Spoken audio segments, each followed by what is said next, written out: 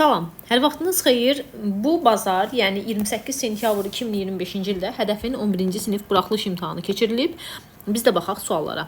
Birinci sualda deyilir ki, ədədlərdən hansı 45-ə tam bölünür? Uşaqlar, ədədin 45-ə bölünməsi üçün həmin ədəd 9-a və 5-ə bölünməlidir. 5-ə bölünməsi üçün sonu 0-dan 5 ilə bitməlidir. Bunun sonu 7 ilə bitir, bunlar deyil. 5-ə bölünən 3-ü də 5-ə bölünür. Bundan istifadə elədim. 9-a bölünməsi üçün rəqəmlərinin cəmi 9-a bölünməlidir. 5 üstə gəl 4, 9, 9-un üstünə 6, 15, 15-in üstünə 5, 20 bölünmür. 17-nin üstünə 7 gələrəm, 24, 24-ün üstünə 6 gələrəm, 30, 30-un üstünə 9, 34 bölünmədi. Bu 15 elədi, bu da 7, 3, 11. 15-in üstünə 11 mənim hesablamamla heç biri bölünmədi. Onda bir dənəsinə baxaq. 9, 8 üstə gəl 17, 17-nin üstünə 7 gələrəm 24, 24-ün üstünə 6 gələrəm 30, 30-un üstünə 4 üstə gəl 5, 39. 9-a bölüm 39-da da rəqəmlərinin cəmi, bunun rəqəmlərinin cəmi elədi 20. Düzdürmü? Bunun rəqəmlərinin cəmi elədi 39. Bu da elədi 11-in üstünə 4 gələrəm 15, 3 üstə gəl 1, 4, 11. 15-in üstünə 11 gəlirəm də elə deyil. 15-in üstünə 11 gələn neçə eləyəcək? Heç biri bölünmür. Bu deməkdir ki, ümumiyyətlə bu ədədlərdən heç biri 45-ə bölünmür. Ya da mən səhv hesablayıram. Option. Nə qədər hesabladım. 62 nömrəli sual.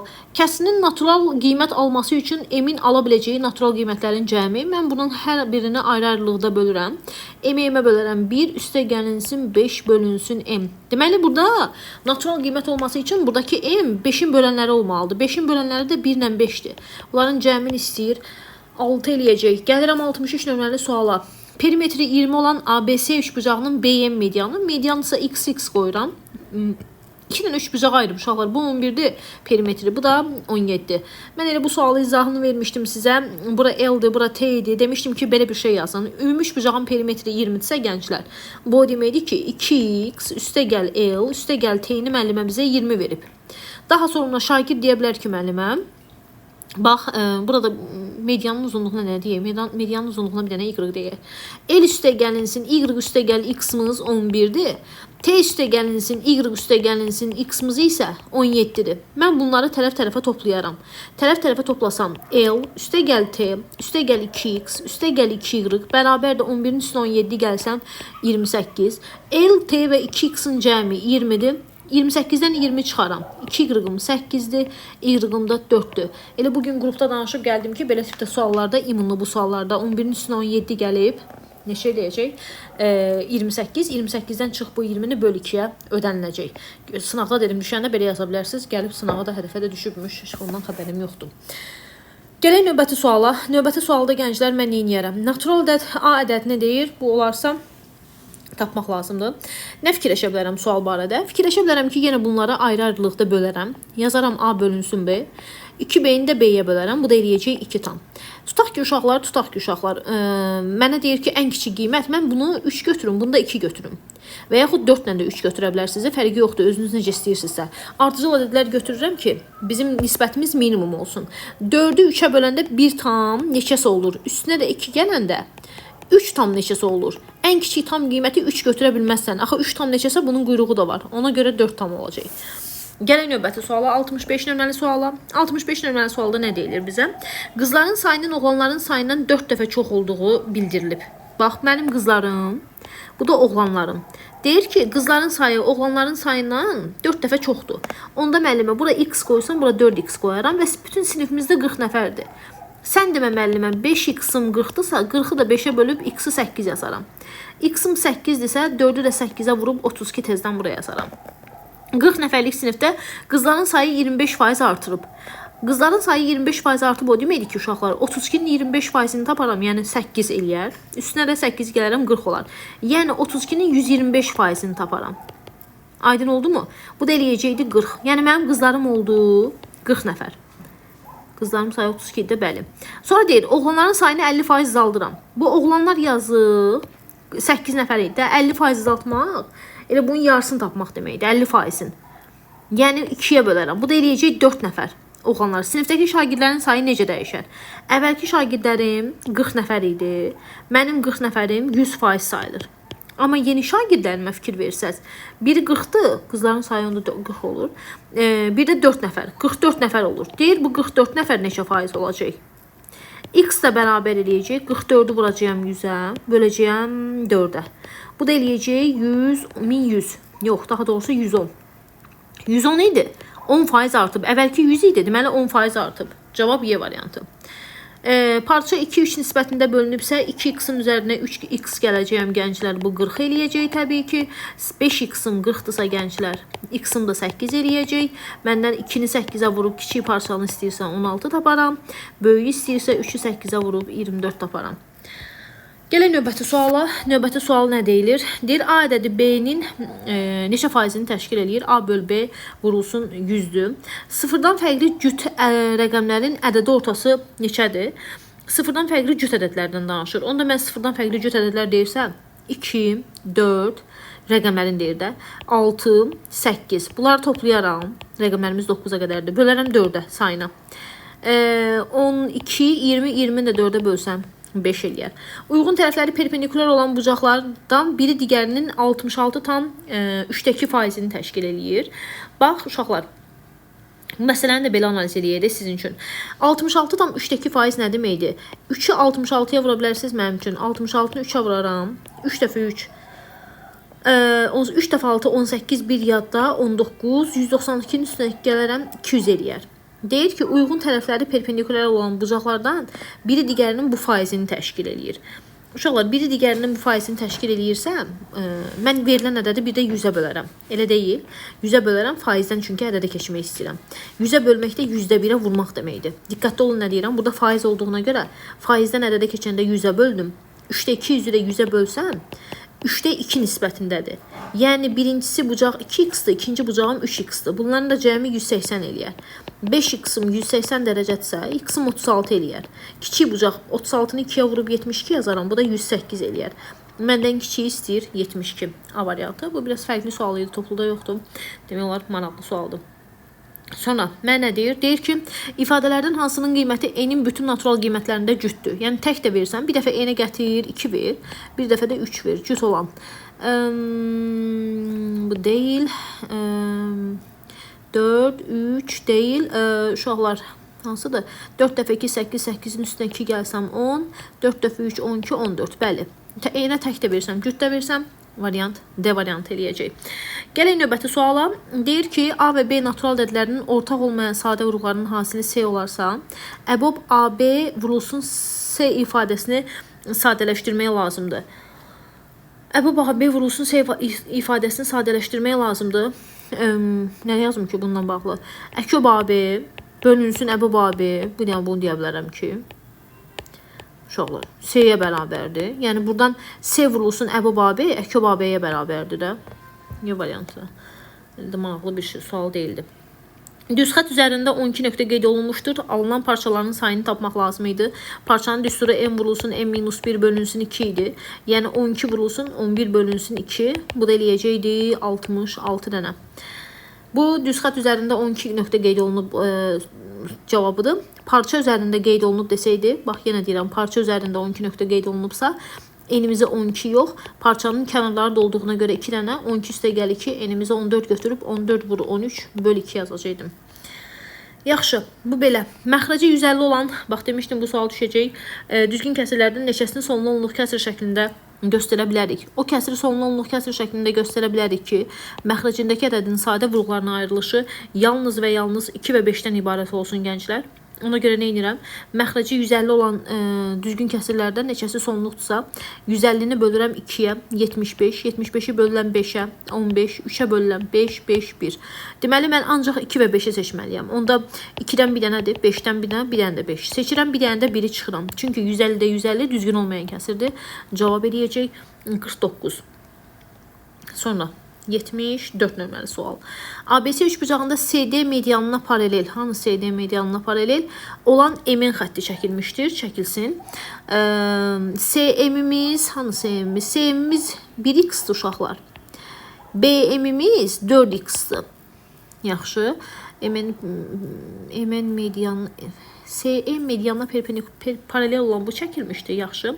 Sonra nə yaza bilərəm? Deyir ki, AD parçasının uzunluğu AD'nin uzunluğu. Hani AD bala bura. AD'nin uzunluğu deyir, DE'nin uzunluğundan neçə dəfə böyükdür. Mən AD'nin uzunluğu DE'nin uzunluğundan neçə dəfə böyükdür üçün nə deyə bilərəm? Nə deyə bilərəm? Paralel düz xəttlər failəsindən getmək olar, hə? Failəsindən getsəm, paralel düz xəttlər bərabər nisbətdə parçalara ayrılır. Bax, bunlar da kəsiblər bunu. Yəni, bura x-dırsa, bu balaca hissəyə də bir dənə qoyaq t. Bura t olar. Onda burada 4t olar. Niyə müəllimə? Çünki 4x-i x-a bölsəm, 4t-ni də t-yə bölsəm. Eyni eləyəcək. Bu mediandırsa, bura 5t-dirsə, burada 5t olacaq. Axı, bərabər bölür.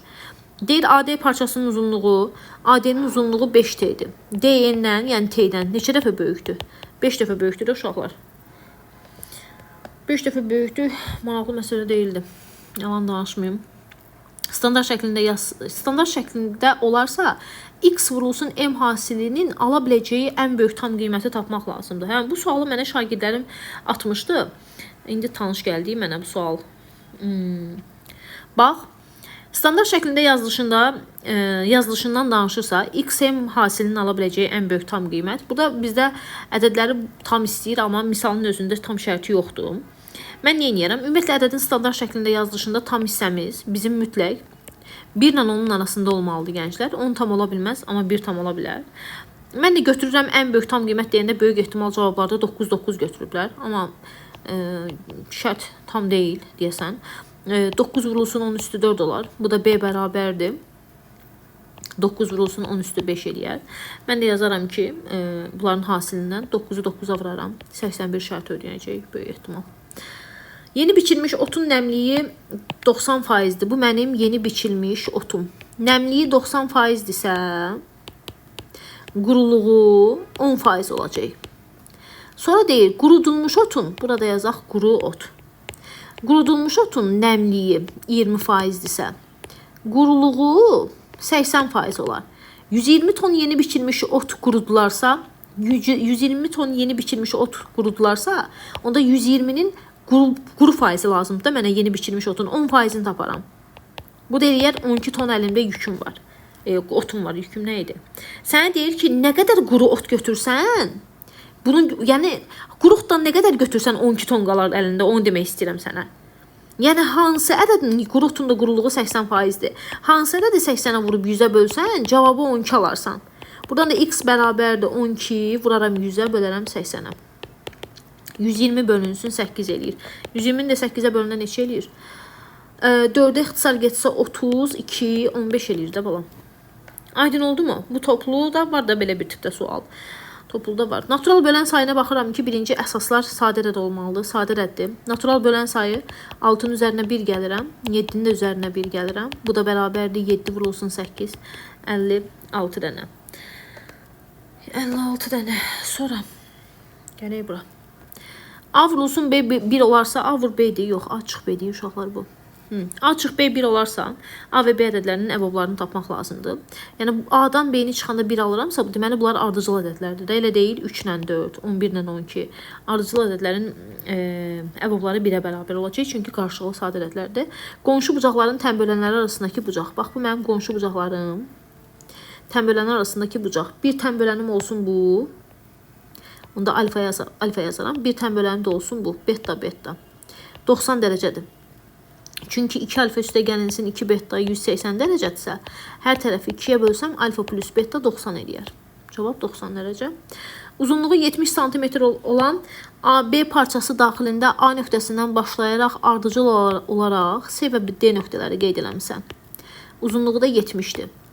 CD parçasının uzunluğu 20'dirsə, AC və BD parçalarının orta nöqtələri arasındakı məsafə. Bax, bunun ortası ilə bunun ortası. X qoyaram, burada Y qoyaram. Yəni, müəllimə, mən bütün parçam 2x üstə gəlinsin, 2y üstə gəl, 20, 70'dir. 70'dən 20'ni çıxaram. 50, 50'ni də 2 yerə bölərəm, 25 eləyəcək. X üstə gəl, y. Bizdən buradan bura qədər məsafəni istəyir. Bu məsafənin içində də x üstə gəl, y üstə gəl, 20 var. Yəni, bu deməkdir ki, x üstə gəl, y 20'dir. 20 üstə gəlinsin, 25 eləyəcək, 45. Bu ədədi 45-ə tam bölünürsə, bunu elə 9-cu səhifədə yazıblar. Yenə 45-ə bölünməsi üçün ədəd 9-a və 5-ə bölünməlidir. 5-ə bölünməsi üçün sonu 0-dan 5-lə bitməlidir. 5 qoysam ödəmir, amma 0 qoysam həm də 9-a bölünəcək. Ona görə A-nın 0 qiymətində gənclər. Sonra gəlirəm 82 nömrəli suala. Deyir ki, 2 ardıcıl tək ədədin cəmi 200-dür. 2 ardıcıl tək ədədləri yenə işarə edirəm. 2-nin üstə gəl 1, 2-nin üstə gəl 3. Bunların cəmini sənə 200 verib. 2-nin üstünə 2-yə gələrəm 4-ün. 200-dən 4-ü çıxa bilərsiniz. 200-dən 4-ü çıxsam 196 eləyəcək. 196-nı da böləcəyəm neçəyə? 4-ə. 196-nı da 4-ə bölsəm 4 dəfə 4, 16, yenə 44. Deyir ki, ardıcıl tək ədəd. Onda belə çıxır ki, ədədlərin biri 43-dür, bir də ki 45-dir.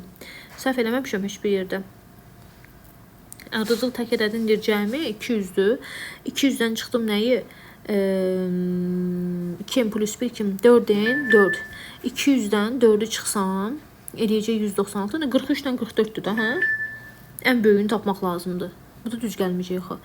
Sonra ardıcıl tək ədədləri belə işarə eləyərəm. Biri n-dir, biri yenə n plus 2. Onda bunu yoxlayayım bir dənə. Bu 200 eləyəcək. 2n bərabərdir 198. Üzrlü sayın. 19-u 2-yə bölərəm. 8, 9, 99. Onda biri 99-dur, biri də ki 101. Böyüyünü istəyir 101. Bu ödəmir çünki. Cüt olur. Cüt olur, ödəmir. Ona görə cavab 101. Gələk növbəti suala. Növbəti sual nə deyir? Deyir 3 rəqəmli ədədin son rəqəmini sildikdə alınan 2 rəqəmli ədəd. Cümləyə bax. 3 rəqəmli ədədi belə işarə eləyirəm. Son rəqəmini sildikdə alınan 2 rəqəmli ədəd 9-a tam bölünür. Bu mənim 3 rəqəmli ədədim x, y, z. Deyir ki, son rəqəmini silsən x, y. Bu 9-a tam bölünür. Silinən son rəqəm ən çoxu neçə ola bilər deyir. Bax, silinən son rəqəm ən çoxu neçə ola bilər deyirsə, bunu necə fikirləşirəm mən? Bu z-imiz 9 olsa, bu 9-a bölünür. Tutaq ki, bunun rəqəmlərinin cəmi 18-dir. 9 olsa, bu 9-a bölünər. Deməli, 8 olsa bölünməyəcək. Ona görə bunun son rəqəmini neçə fikirləşə bilərik? 8. S-mizi. Aydın oldu mu? Ən çoxu neçə ola bilər? 8. Gələk növbəti suala. Şəkildə nə verilib? Heç nə. Karandaşın başı formalı fiqurun xassəsidir də. Bu demişdik ki, bu 3 dənəsinin cəmi 360 dərəcə eləyəcək. 360 dərəcədən 90-la 105-i çıxaram. 360-dan 90-ı çıxanda 270 eləyir. 270-dən də 105-i çıxaram. 5, 6, 165 dərəcə. Bir boru boş hovuzu 2 saata doldurursa, 1 saata 2-də 1-ni dolduracaq. Məndən başqa şey soruşmur burada. X-i soruşur. Hə, heç də. Bu o deməkdir ki, 2-də 1-ni dolduracaq. Digər boru isə bunu 3 saata boşalda bilir. Boşalda bilirsə minus yazıram. Eyni dalında işləsə deyir, hovuz neçə saata dolar. Bu da bərabərdir, hovuz tam hovuz bir hissə sayılır. Bu da eləyəcək 6-da 1. 6-da 1 vurulsun t bərabərdir 1-ə. T də bərabərdir, hovuzum 6 saata dolacaq. Bu qədər. Növbəti sınaqlarda görüşmək ümidi ilə özünüzə yaxşı baxın.